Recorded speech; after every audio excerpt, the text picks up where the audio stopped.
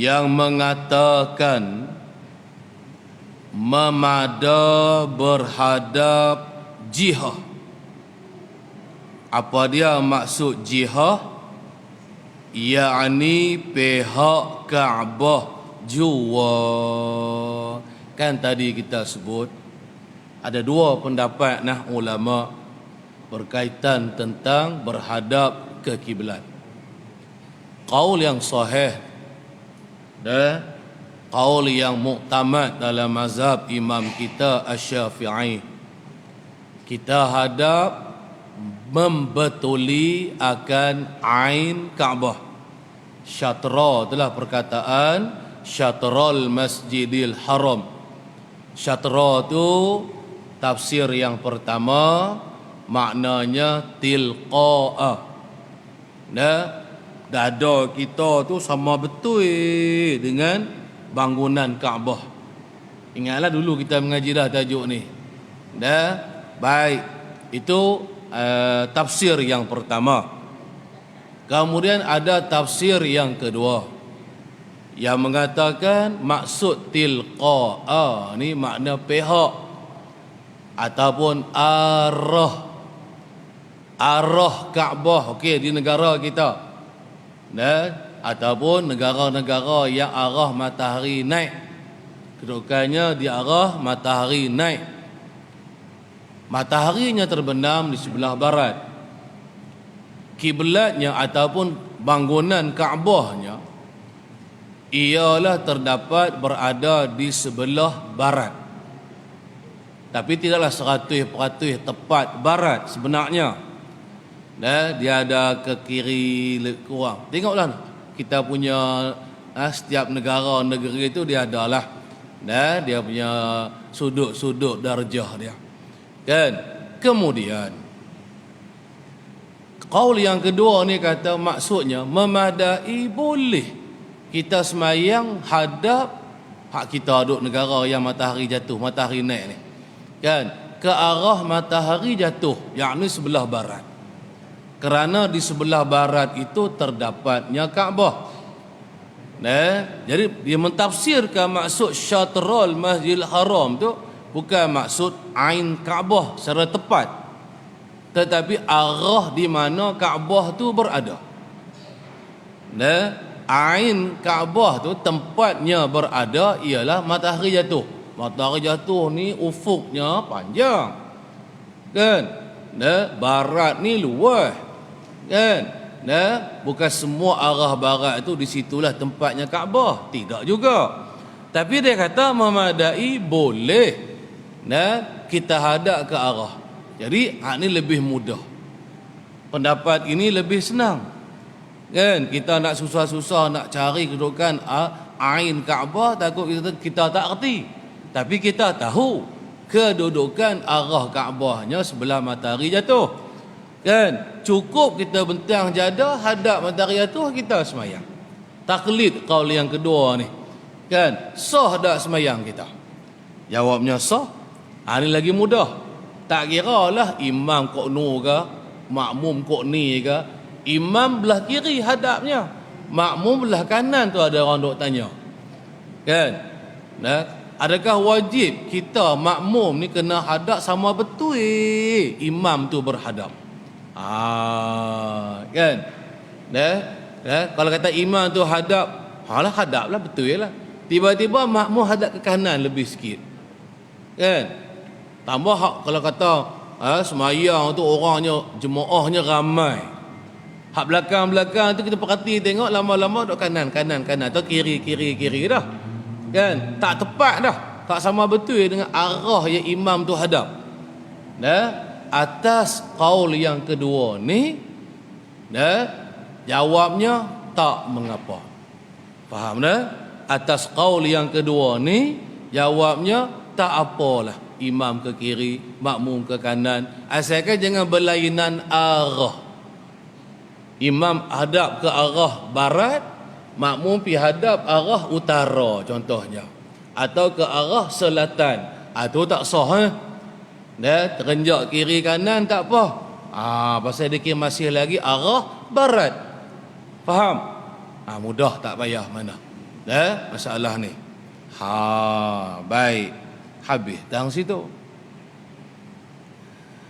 Seperti jadi qaul yang mengatakan memada berhadap jihah ini seperti yang dihikayat, seperti yang telah diceritakan oleh Syekhul Islam, yakni Syekh Zakaria Al-Ansari nama dia. Di dalam kitab karangannya Syarah Bahjah, itu namanya kitab Syarah Bahjah, ngarangnya Syekh Zakaria Al-Ansari, kan, yang menghikayatkan qaul yang kedua ni. Jadi artinya dalam mazhab Syafi'i kita berkaitan tentang berhadap ke kiblat ni ada dua pendapat lah. Satu pendapat yang kuat dan satu lagi pendapat yang dhaif, yang lemah, yang kata memadai berhadap ke pihak Kaabah ni, yakni sebelah matahari jatuh. Pendapat ni dhaif. Pendapat ni dhaif. Pendapat yang rajih, yang muktamad dalam mazhab Syafi'i, kita mesti hadap ain Kaabah, membetuli, kan, bangunan Kaabah. Tak memadai kalau kita semayang cuma hadap ke sebelah arah Kaabah. Itu pendapat yang pertama. Tak apalah, ikutlah hak mana kita nak beramal, kan. Nak taklid hak mana, ikut suka. Dah tahu tak apa dah, senang cerita pula, kan. Hak loraknya buat dalam keadaan tak tahu, main duk buat ikut suka kita, yang tu sat lagi tak sah semayang. Baik. Habis tang situ, mudah saja. Seterusnya, masalah membaca qunut pada sembahyang subuh, witir, dan ketika turun bala. Baik, kita nak belajar lah pula tajuk baru. Habis tajuk masalah tentang hadap ke kiblat. Fahamlah kita elok-elok, kan, amalkanlah. Jadi lah ni pagi ni pula seterusnya kita nak mengaji tentang tajuk baca doa kunut. Depa punya duk hentam lah orang duk baca doa kunut, kan. Depa, kan, punya duk petikai lah, kan, baca doa kunut ni pada sembahyang subuh secara khususnya, kan. Duk baca, duk tengok dalam Facebook tu. Ramai sungguh, kan. Bijak-bijak pandai lah ustaz-ustaz ni hari ni, kan. Hak pakar hadis lah, pakar tu lah, macam-macam pakar, kan. Duk condemn Imam Syafi'i, kan. Pasal Imam Syafi'i mengatakan sunat baca doa kunut. Depa kata hadis yang Imam Syafi'i guna pakai tu hadis tidak sahih, kan. Hadis dhaif, bodoh sungguh Imam Syafi'i, kan. Tak reti hadis sungguh, kan. Paduk mengerah kata Nabi tak baca doa kunut. Kita pun tak boleh baca lah, kan. Kalau baca saat lagi, bid'ah dalalah terus. Jadi pergi buat maksiat pula dalam sembahyang ni. Macam-macam. Baik. Jadi kita mengaji, nanti kita akan jumpalah hadis-hadisnya, kan, ulama-ulama yang menceritakan hadis, di sisi imam kita Syafi'i, kita yang bermazhab Syafi'i. Apa kata Imam Syafi'i? Kita dengar kata-kata Imam Syafi'i dalam kitab Al-Hawi Kabir. Imam Muzani ada mengatakan, anak murid, salah seorang anak murid Imam Syafi'i kita, Imam Muzani, dia kata telah berkata oleh Imam Syafi'i, apabila seseorang mengangkatkan kepalanya daripada rakaat yang kedua sembahyang subuh ni, Tadi dia rokok, apabila bangkit i'tidal lah, mengangkatkan kepalanya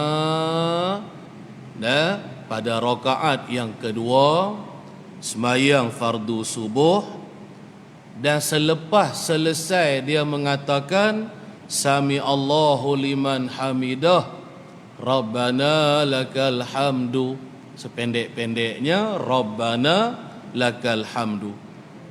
Bangkit tu sami Allahu liman hamidah, dah berdiri betul rabbana lakal hamd. Lepas tu baru baca doa kunut.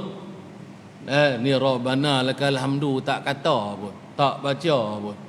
Yang bermazhab Syafi'i tu pun. Kan? Ni masalah jahil. Ni masalah tak tahu. Sebelum kita baca doa kunut, sunat kita selesaikan dulu doa ketika i'tidal kita tu. Bacalah, katalah rabbana lakal hamd. Masa nak baca panjang lagi, baca panjang lagi. Kan? Rabbana lakal hamdu mil'us samawati wa mil'ul ard wa mil'u ma syi'ta, sampai habis. Panjang lagi lah. Lepas tu baru baca doa kunutnya. Baik. Lalu jawab kata Imam Syafi'i, setelah selesai rabbana lakal hamdu, habis sami Allah liman hamidah, kata rabbana lakal hamdu, dalam keadaan kita masih lagi berdiri, kita membacalah kata Imam Syafi'i, Allahumma hdini fi man hadaita, sampai habis. Ini kata-kata Imam Syafi'i kita. Jadi kita yang nak mengikut, yang nak menurut apa hukuman yang telah dinyatakan kepada kita oleh Imam Syafi'i, atau kita yang nak turut mazhab Imam Syafi'i, kita sunat baca doa kunut. Nak lorat apa? Imam Syafi'i tak kata wajib. Imam Syafi'i cuma kata sunat. Artinya kalau baca boleh pahala, kalau tak baca sajalah. Kan? Tak ada sampai nak kata wajib, siapa tak kata berdosa. Tak ada kata sampai setera tu pun. Kan? Dan kita pun apabila kita semayang, kan, salah satu daripada sunat ab'ad dalam semayang, kan dia ada sunat ab'ad, dia ada sunat hay'ah, kan, iaitu membaca doa kunut, kan, pada semayang fardu subuh salah satunya. Baca, nak pahala baca. Tak mau baca, segan nak baca, ikut suka. Kan? Tapi jangan duk kata ke orang hak baca tu. Kan? Hak lorat ni dia tak mau baca. Lepas dia nak paksa orang lain suruh ikut dia, tak usah baca. Duk marah kat orang hak baca. Duk kata ke orang hak baca tu tak betul, tak kena. Ini yang lorat ni. Kan? Dah hang tak mau baca sudah. Bagi hang nak beramal dengan mazhab Hanafi yang mengatakan tidak sunat baca.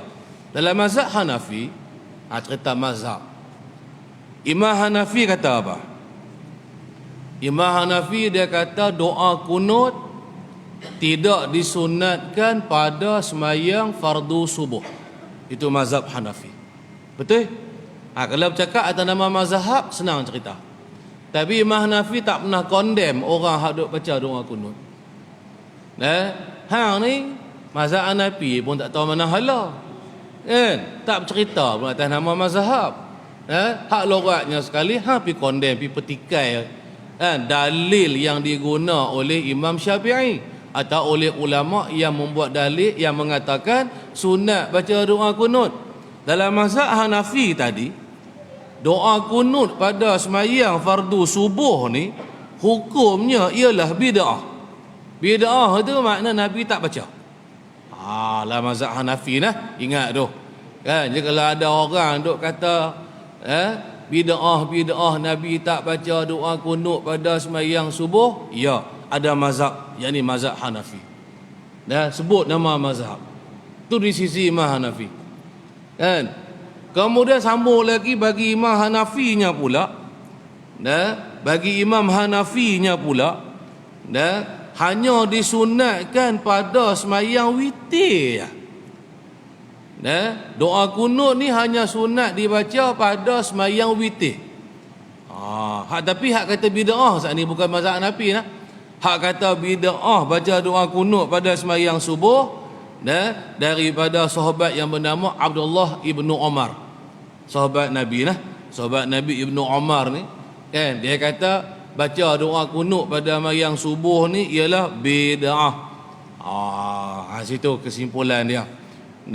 Tetapi kita perlu faham, ulama yang mengatakan sunat baca doa kunut pada semayang fardu subuh ni, dia bukan Imam Syafi'i kita seorang. Dia bukan Imam Syafi'i kita seorang. Yang mengatakan sunat tu selain daripada imam kita Syafi'i ialah Imam Malik. Dalam mazhab Maliki.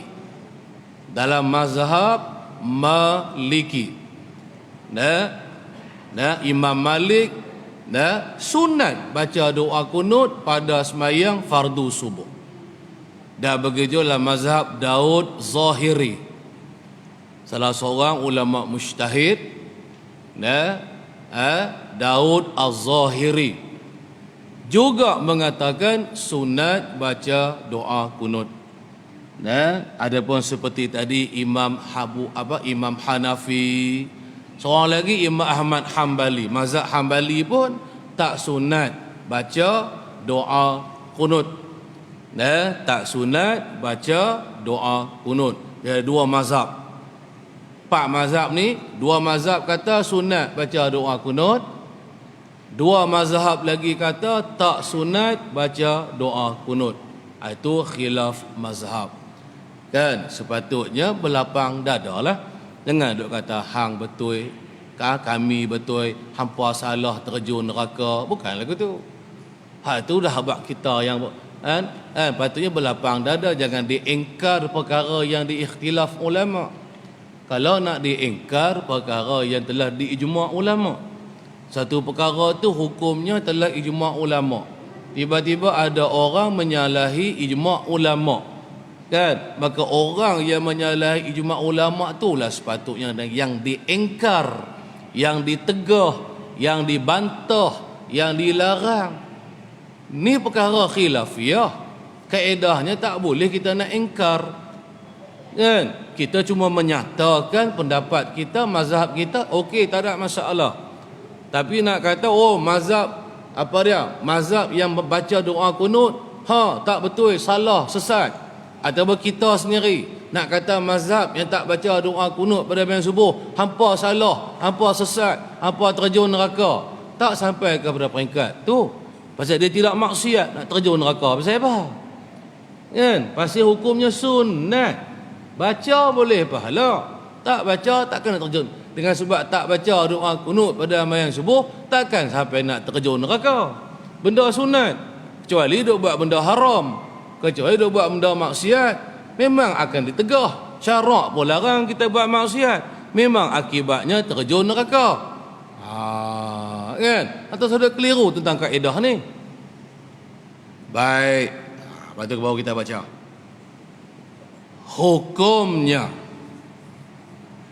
hukumnya membaca kunut itu, yakni kunut pada sembahyang subuh ke, pada sembahyang witir nisfu yang kedua di bulan Ramadan ke, ataupun semasa turun bala, hak kita panggil kunut nazilah tu, hukumnya kita baca ialah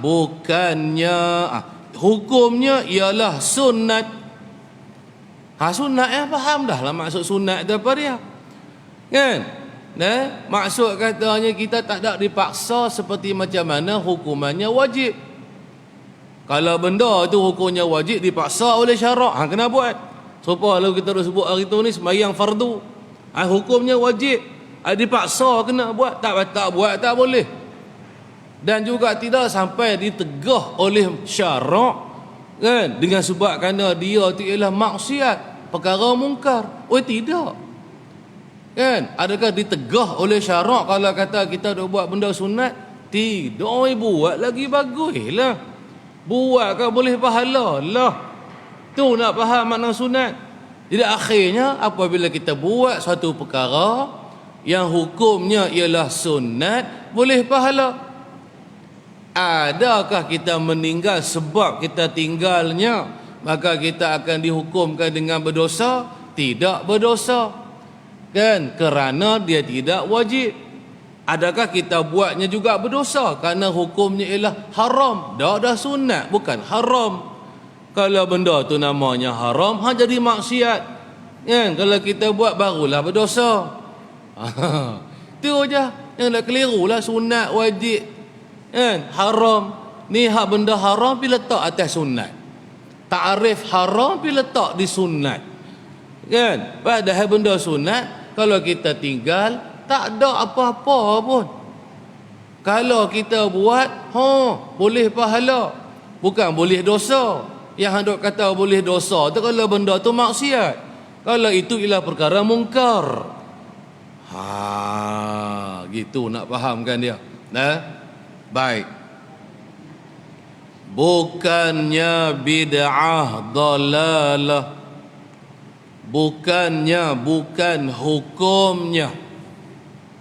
Bukanlah hukuman membaca doa qunut itu ialah bid'ah dalalah. Nah, bukan salah. Orang hak kata baca doa qunut ni hukuman dia bid'ah dalalah, artinya dia telah menjatuhkan hukuman kita hak baca doa qunut ni mustahak masuk neraka. Tu jelah bahasa mudahnya. Kan? Mula daripada Imam Syafi'i lagi masuk neraka.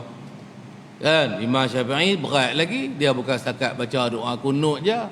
Dia sendiri buat keluar fatwa kata sunat baca doa qunut. Habis heret habis semua.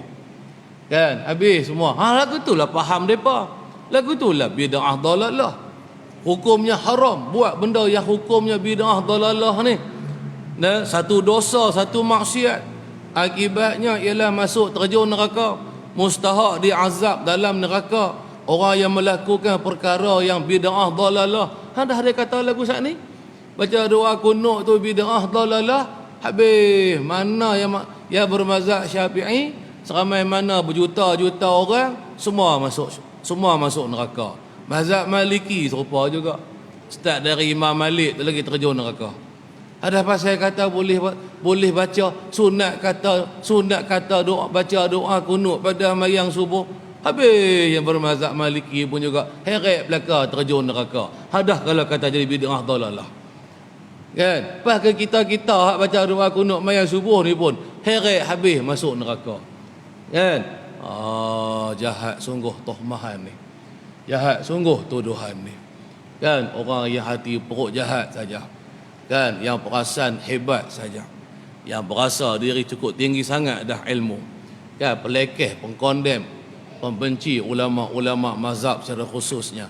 Golongan ni ya. Kan? Hari ni pun, dulu pun lagu itulah. Dah. Baik.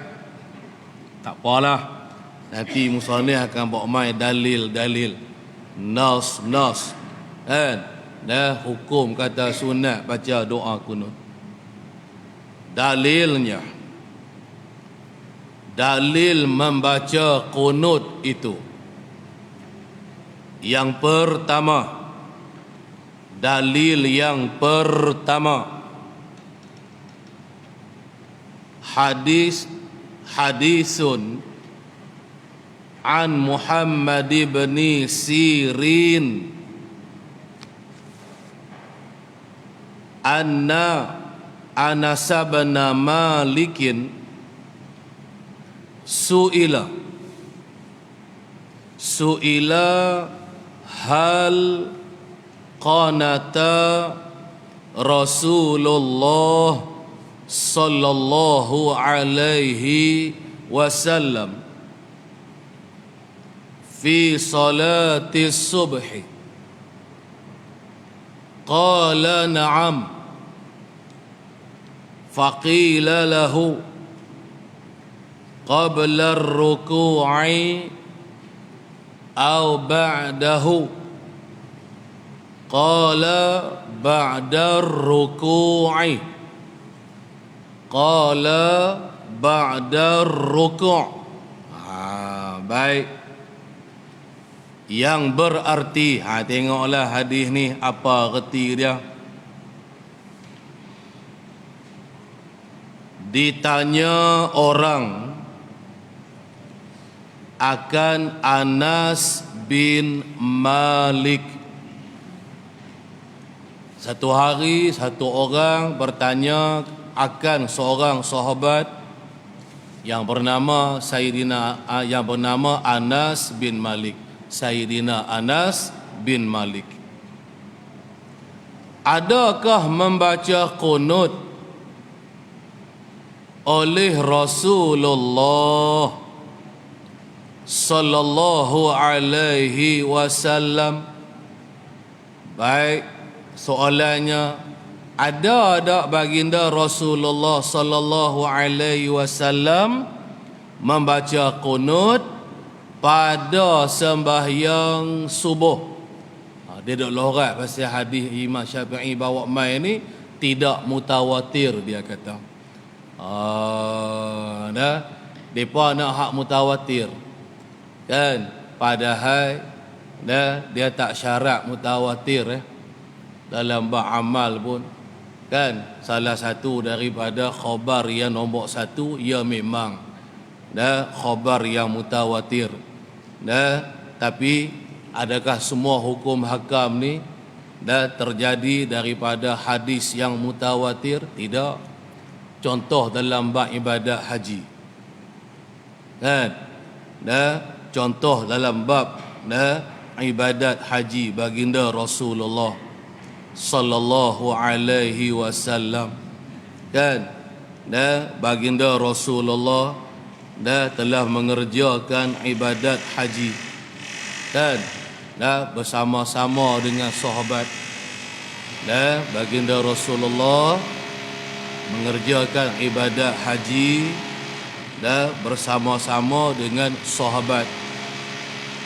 Ramailah sahabat, ramailah sahabat-sahabat Nabi, kan, yang melihat baginda Rasulullah.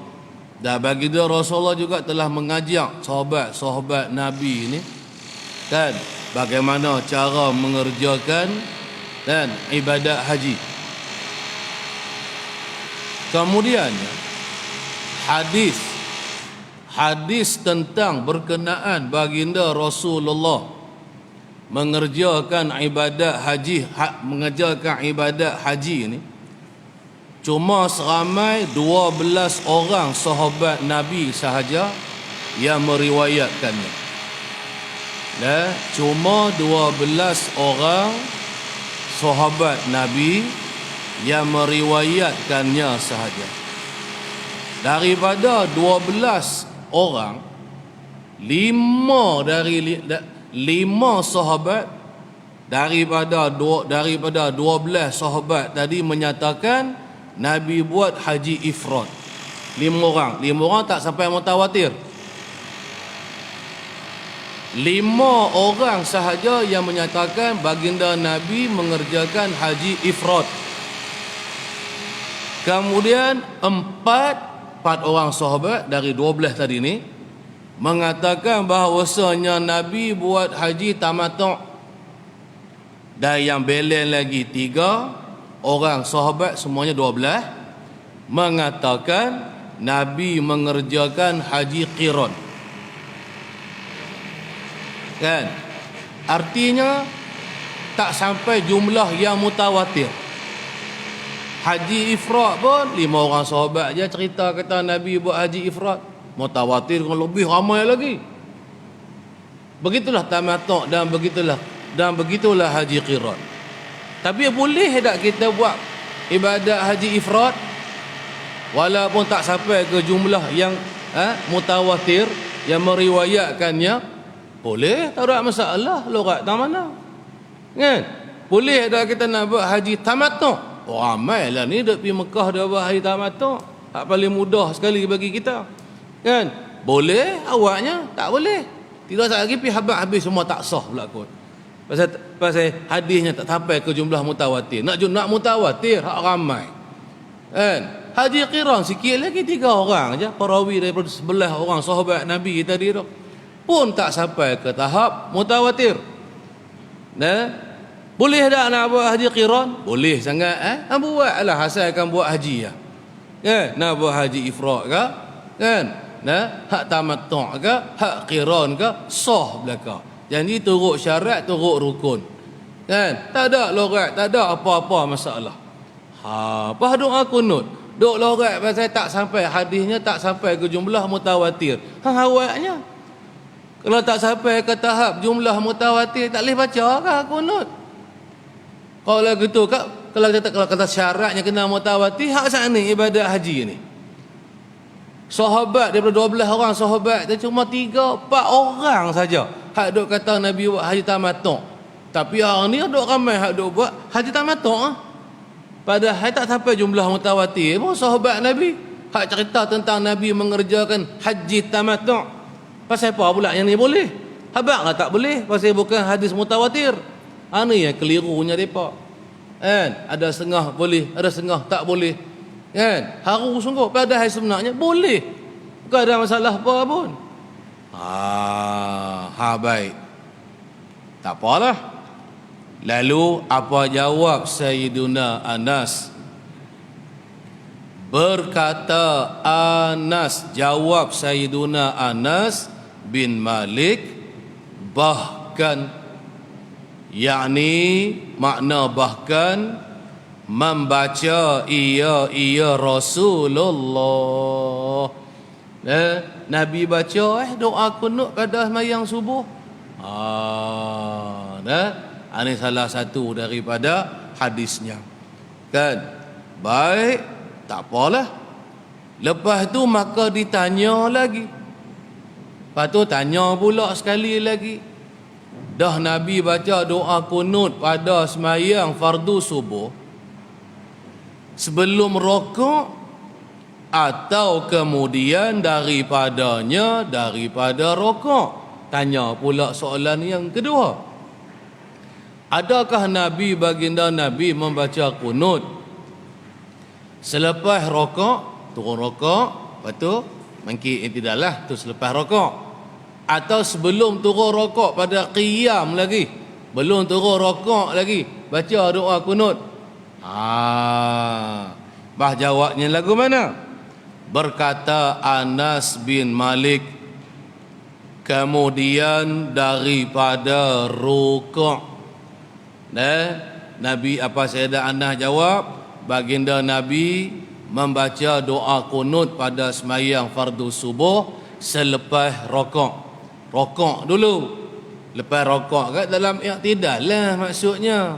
Sami Allahu liman hamidah, Rabbana lakal hamdu. Kata belaka. Imam pun kata, makmum pun kata, Rabbana lakal hamdu. Jangan duk sengap saja. Kan? Lepas tu bacalah. Kalau imam baca pelan, pakak semua sunat baca pelan-pelan. Kan? Kalau imam baca deras, Allahumma hdina fi man hadait, kita makmum belakang ni nak baca pun boleh, tak mau baca pun boleh, nak kata amin saja pun tak apa. Lagu tu lah hukum hakam baca doa kunut. Baik. Tak mau baca langsung pun tak apa. Saya lagi duk kata kena baca. Tadi kita habaq dah sunat. Kan? Pagi tu dia punya tak larat, letih lah, mengantuk lah. Dia jadi makmum kan? Mayang jemaah. Imam baca doa kunut sampai ke habis, amin apa pun tak. Kau nak kata masa sambungan tu fa innaka taqdi. Apa satu pun sengap. Memang tak baca langsung. Boleh tak kalau orang tanya? Boleh. Sah tak mayang? Sah. Benda sunat kalau kita tak buat, tak batal sembahyang. Tu ya. Nak faham betul-betul. Hak batal sembahyang kalau tak buat benda wajib, benda rukun sembahyang tu. Pi tinggal. Hak tu batal sembahyang lah. Kalau tinggal dengan sengaja. Tu je lah hukuman dia. Baik. Lepas tu lagi tu. Jadi hadis ni katanya pengarang telah meriwayat akan dia, yakni akan hadis ini oleh Nasai, oleh Imam Nasai. Dia habaq nama perawi hadis tu dulu. Baik, habis tang situ. Yang kedua, dalilnya yang kedua. Tadi dalilnya yang pertama. Hak ni nak habaq cerita dalil yang kedua. Kita yang bermazhab Syafi'i yang duk baca doa kunut ni ambil dalil mana? Haduk kata Imam Syafi'i tak reti hadis tu. Kan tuduh pula. Dialah bijak pandainya. Baik, hadis yang kedua. Dalilnya ialah hadisun rawal hakimu fil mustadraki an Abi Hurairah radhiyallahu anhu qala kana Rasulullah sallallahu alaihi wasallam idza rafa'a ra'sahu minar ruku'i min salatis subhi fi rak'atis tsaniyati rafa'a yadayhi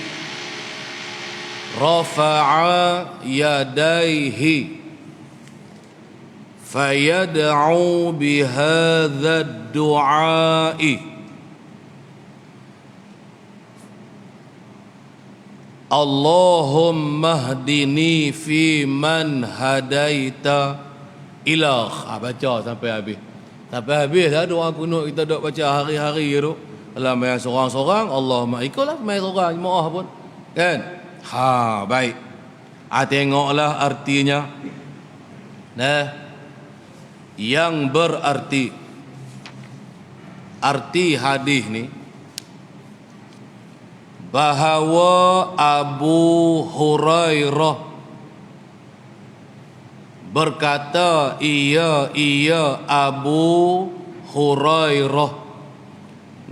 Jadi katanya sahabat Nabi Abdul Rahman bin Sakhrin.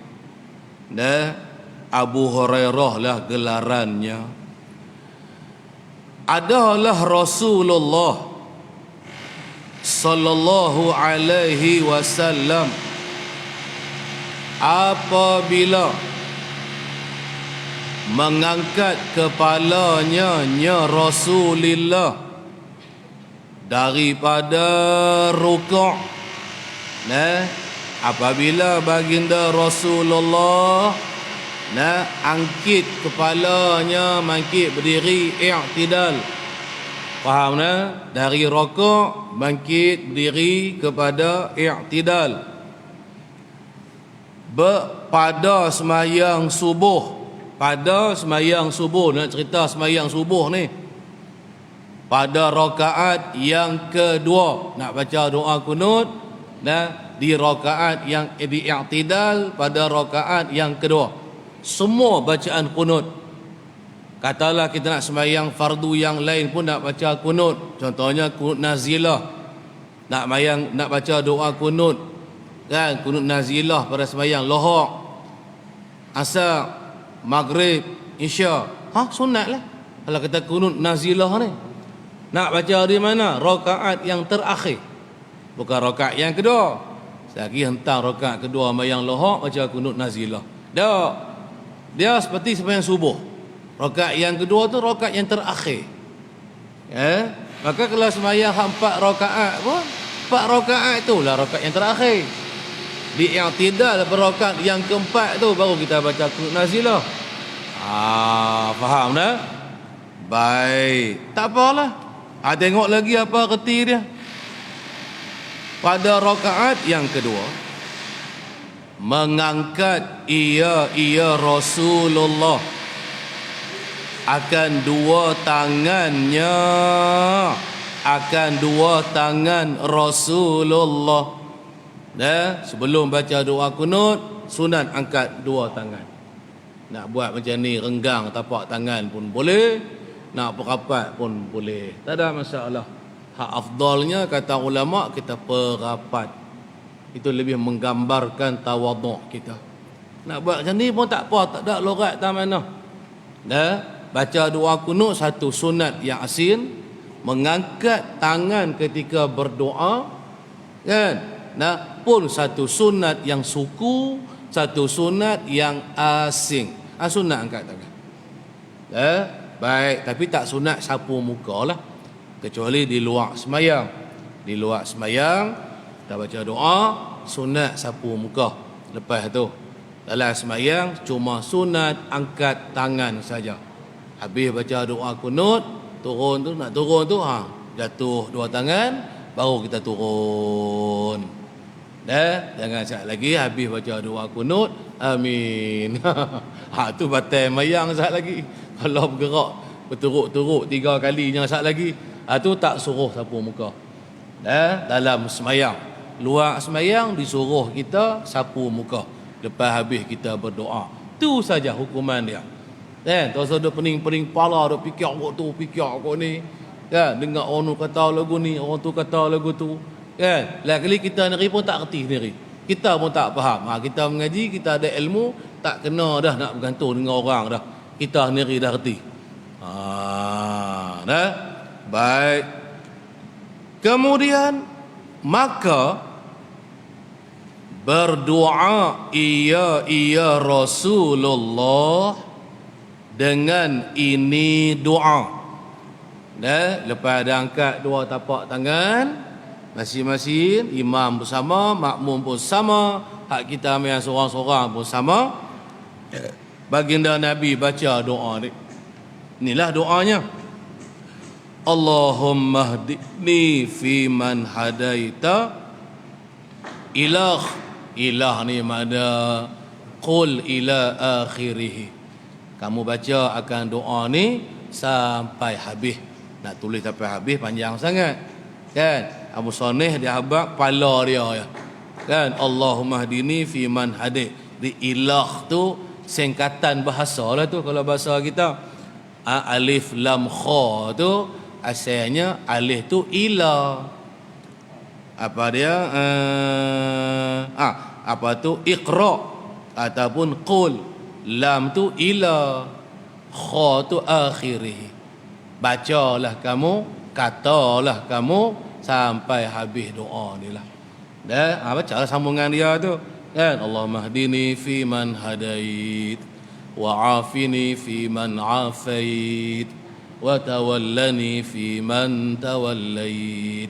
Kan? Tapi dalam kitab fiqh mazhab kita Syafi'i, kita jadi imam ni sunat kita buat secara jamak. Allahumma hdina fi man hadait, wa afina fi man afait. Gitulah, kan? Baik. Jadi hadis ni siapakah perawinya? Rawahu Ahmadu. Mana dia hadis dia? Langkah dah. Sekali lagi telajak ke bawah dah. Maka berdoa ia Rasulullah dengan ini doa, Allahumma hdini fi man hadaita. Bacalah hadis ni, doa ni, doa kunut lah orang panggil, hingga akhirnya. Dia kunut ni macam ni sebenarnya. Kalau orang tanyalah kita kan, kunut ni makna apa? Kunut ni lughahnya, arti pada lughah lah, artinya ialah doa. Artinya doa. Doa kunut, doa. Kemudian dari segi lughah, doa ni terbahagi kepada dua, diumum kepada dua. Yang pertama, doakan yang baik-baik. Yang kedua, doakan yang buruk-buruk. Doa laknat, minta Allah Ta'ala timpakan azab, timpakan musibah ke atas musuh-musuh Islam, ke atas orang-orang kafir. Kan? Boleh, tak apa. Tu kata kunut nazilah tadi tu. Cuma lah ni, dia dah jadi uruf. Dia dah jadi uruf. Apabila kita sebut doa kunut, yang bersegera faham tu, Allahumma hdini fi man hadait. Jadi uruf bagi orang kita, orang ramai ni, apabila kita dengar ataupun apabila seorang tu sebut baca doa kunut, kan, segera fahamnya itulah doa tak ni, Allahumma hdini fi man hadait wa afini fi man afait. Sampailah habis. Kan, pasal asal dia doa kunut ni boleh tu luruh-luruh. Nak doakan yang baik-baik, tak sah ni doakan yang baik-baik orang panggil. Yang kedua, doakan yang jahat-jahat. Nabi kita sendiri pernah doa kunut nazilah, dia panggil, pada setiap sembahyang fardu. Doa, antara doanya Allah baginda Nabi kita berdoa pohon kepada Allah timpakan laknat ke atas orang-orang musyrik, mereka-mereka orang kafir yang menduai menyengutui Allah, kita membunuh sahabat-sahabatnya. Nanti depan tu nanti adalah kisah ceritanya. Kan? Maka kunut nazilah Nabi baca tu, Nabi doa minta laknat. Kunut juga. Kan? Cuma kita segera faham hari ni, kalau sebut kata kunut, inilah dia, Allahumma hdini fi man hadait ni. Baik, habis tang situ. Sikit lagi kita habis yang ketiga pula. Hadis yang ketiga. Kita duk belajar dalil-dalil sunat baca doa kunut. Kan, depa tak mau terima dalil kita sudah. Kan, depa kata dalil ni tak mutawatir lah, dhaif lah, tak ada asal lah, macam-macam. Kan? Nanti Al-Musan akan cerita lagi, akan kupas lagi hadis-hadis ni. Baik, dalilnya yang ketiga, wa anil Hasan bin Ali alaihi assalam qala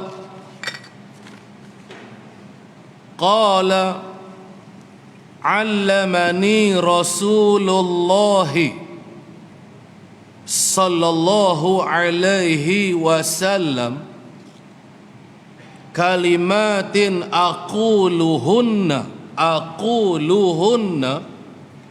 fi qunutil witri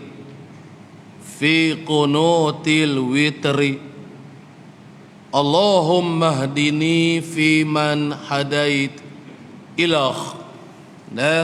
Rawahu Ahmadu. Hadis ni perawinya ialah Imam Ahmad Hambali, wa Abu Daud, dan juga Imam Abu Daud. Pergi buka, tak percaya kita hadis depa, jumpalah hadis ni. Pergi buka lah kitab Musnad Imam Ahmad, pergi buka lah kitab Sunan Abi Daud, jumpa hadis ni. Kan, cuma diperingkas je habaq nama-nama ulama cerita hadis. Kan, nak tengok butiran hadis ni, habis buka lah kitab hadis. Kan, ada lah kitab Sunan, kitab hadis. Dan juga wa Tirmizi, dan juga Imam Tirmizi, wa Nasa'i, dan juga Imam Nasa'i, wa Ibnu Majah, dan juga Ibnu Majah. Lafaz hadis ni adalah Allahumma hdini ni. Baik, yang berarti tengoklah reti hadis ni serupa macam mana tadi maksud hadis yang kita baca tadi, bahawa Sayyiduna Hasan bin Ali karamallahu wajhah radhiyallahu anhuma. Siapa dia Sayyidina Hasan ni? Iaitu cucu Rasulullah sallallahu alaihi wasallam. Kita maklum dah, Sayyidina Hasan menantu baginda apa tu? Sayyidina Ali kan berkahwin dengan Fatimah Az-Zahra, anak baginda Rasul. Kan? Maka lahirlah dua anak, Hasan dan Husain. Hasan ni cucu Nabi lah kita panggil. Jadi berkatalah Sayyidina Hasan berkata, ia Sayyiduna Hasan bin Ali. Ali itu Ali bin Abi Talib itulah. Telah mengajar akan daku oleh Rasulullah sallallahu alaihi wasallam beberapa kalimah, beberapa perkataan yang aku berkata akan dia beberapa kalimah pada kunut witir. Tadi kunut mayang subuh. Hak ni nak cerita kunut pada semayang witir. Nisfu yang kedua kan. Bulan Ramadan kan, masuk nisfu yang kedua, sunat kan pada semayang witir tu kita baca doa kunut kan.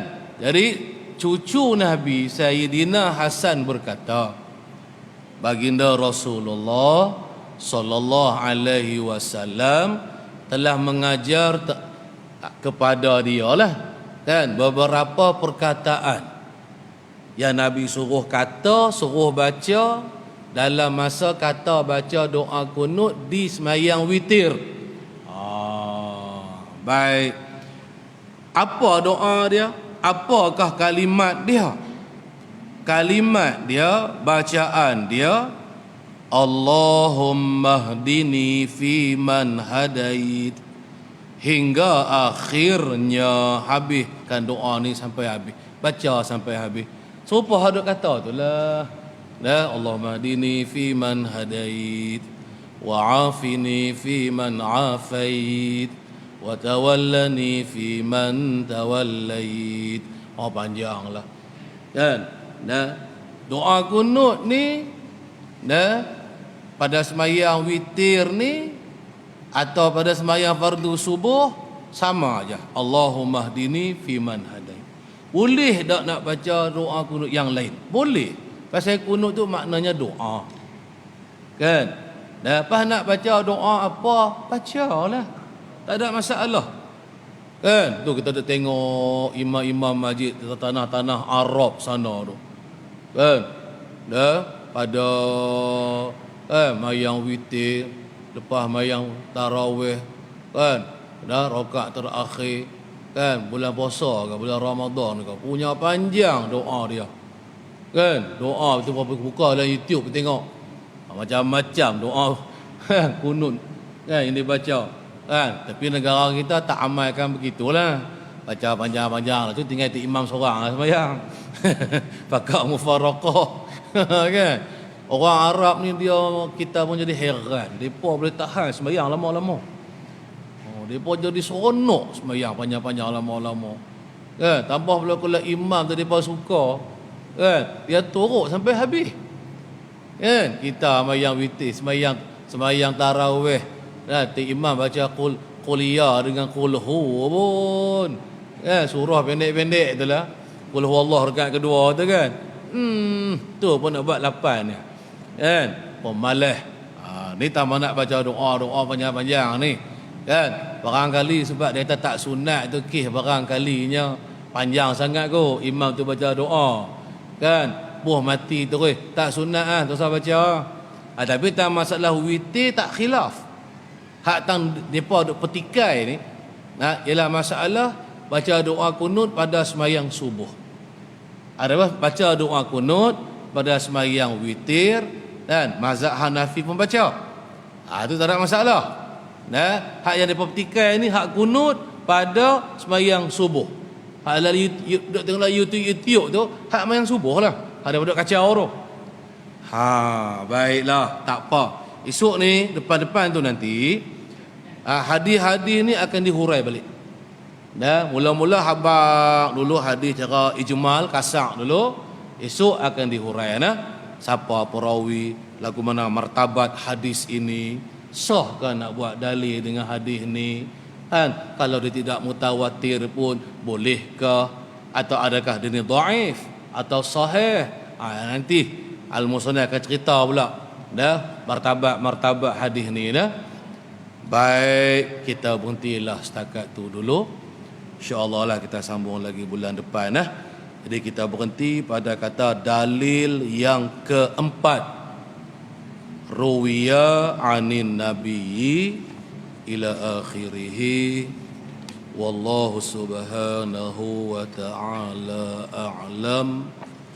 Wallahu a'lam ay alim. Ila hadratin nabiyil mustafa